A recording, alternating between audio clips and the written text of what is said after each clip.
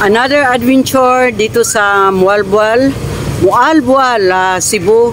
Mga kaibigan, medyo pagod talaga sa haba ng biyahe namin. Kaya dito, welcome dito ng Mualbual ng Cebu. Kaya Diyos ko, Lord, ang sakit ng ulo ko sa kaupo. Kaya yan, puntahan ko na naman dyan sa loob. Ito yung HK Beach Resort and Restaurant. Ayan ang kanilang entrance. At today is Sunday, kaya maraming mga bisita dumadating dito mga guys. At napakaganda naman ang kanilang resort dito. So HK Beach Resort and Restaurant dito ng Mualbual. Yan, nasa nasa entrance. At syempre papasok naman ako dito dahil nga kasama ko rin ang aking mga kaibigan kung saan sila ay nag-invite sa akin dito mga kaibigan. Itong araw na to, kahit man naman pagod, pero okay lang sa alright dahil makikita ko yung ibang lugar na magaganda. Diba sabi nga nila ay talagang maganda ang Philippines pagdating ng mga magagandang mga view at mga resort at iba pa, diba? Ilang mga room kung halos lahat dito ay okupado talaga tong araw na to mga kaibigan dahil maraming mag-overnight ngayon dahil bukas nga is holiday. So kami naman ay nasa baba.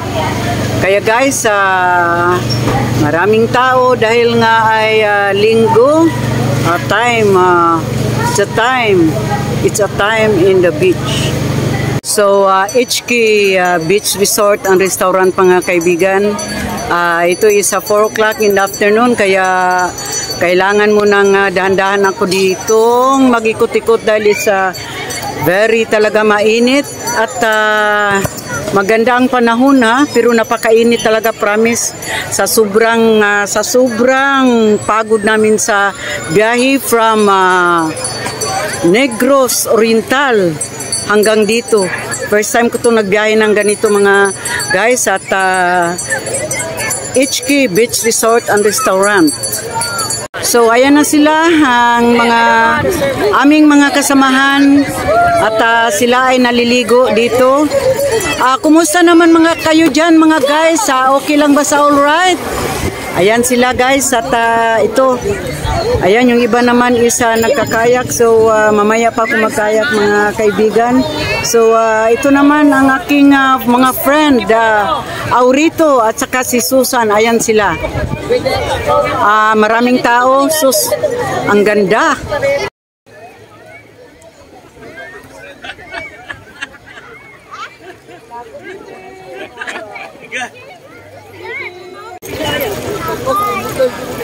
Maraming tao pa rin ang nagbigo ngayon dito sa dagat ng Mualbual. Guys, kahit ba naman ay hapon na ay ewan ko mga dayo tong iba dito, pero marami pa rin naliligo dito sa ganitong oras. Kaya mamayang gabi, ano kaya naman ang makikita namin dito?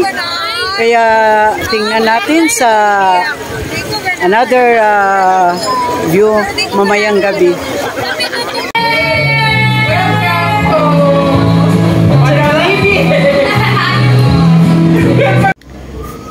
Ang kanilang room dito at dito rin kami natutulog mga kaibigan ay maganda naman malinis, pati yung CR nila napakalinis.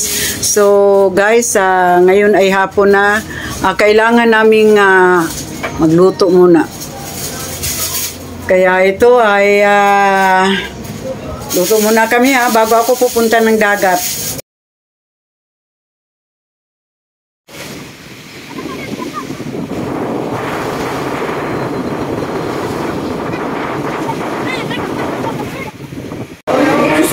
Negative ka ay magpunta-punta. May pinagawa mga sulong dito kasi.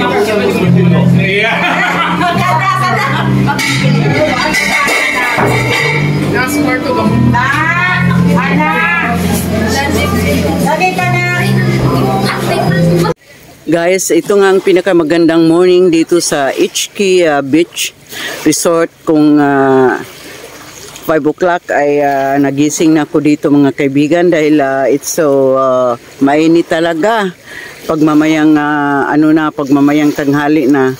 So guys, ito yung mga makita nyo sa likod ko ay isang maputing mga buhangin dito sa lugar ng Mualboal Beach kung saan ang aming mga kaibigan ay nandito.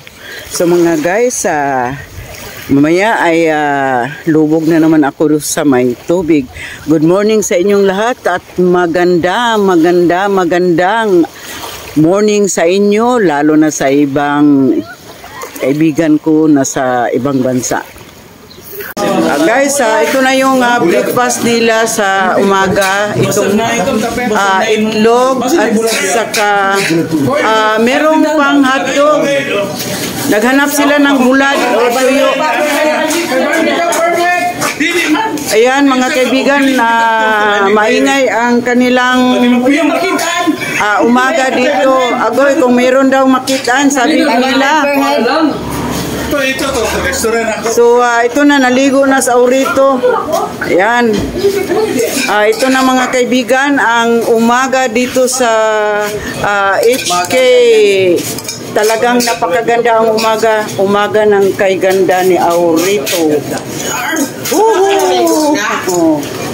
Ayan, pamahaw dito. Pamahaw mga kasamahan ko dito sa pagpunta namin dito ng HK. Kaya ito na, namahaw na sila. Ito rin ang aking breakfast. Pamahaw. Mamahaw ang tanan mga kaibigan. Mga kaibigan ko sa YT. Mamahaw tang tanan. Salamat pala sa mga suporta nyo, mga kaibigan ko sa ibang bansa. Kahit na demonetize pa ako ni Lolo, pero okay, sa alright lang yun. Sana maibalik ko yun soon. Ang mga unta kay di ay kana.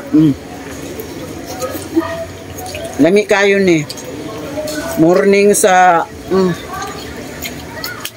lami. Morning kami. Giday. Mga inday, mga dudo. Ginoo ko. So, ito naman ang mga Bagets. hindi lang bagets, mga pugi nandito at sila ay kumakain. Guys, umagang kay ganda sa kanilang breakfast. So, umagang kay ganda mga kaibigan at meron palang mga tinda dito. Morning may paninda dito ng mga isda. So, pila ba ang kuan ini day? Ang 260. kilo.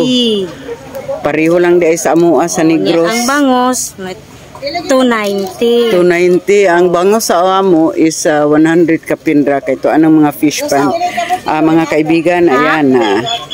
Nagtinda sila dito sa umaga ng mga isda. Ayan. Ang banda is may mga paninda rin kung saan yung mga souvenirs na nandito. At ang ganda, di ba? So, alam ko ang mga bata ay talagang gustong-gusto nila ng ganitong panglaro dito sa dagat. Guys, ang mga souvenir at meron ding mga tindahan dyan.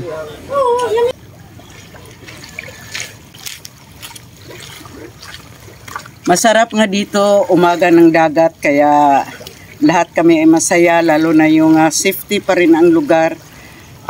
Napakagandang adventure ko dito ng HK Beach Restaurant and Restaurant. Kahit malayo ang biyahe pero at least nakapunta ako dito. Mga kaibigan, sa sunod naman ulit magkita-kita naman tayo.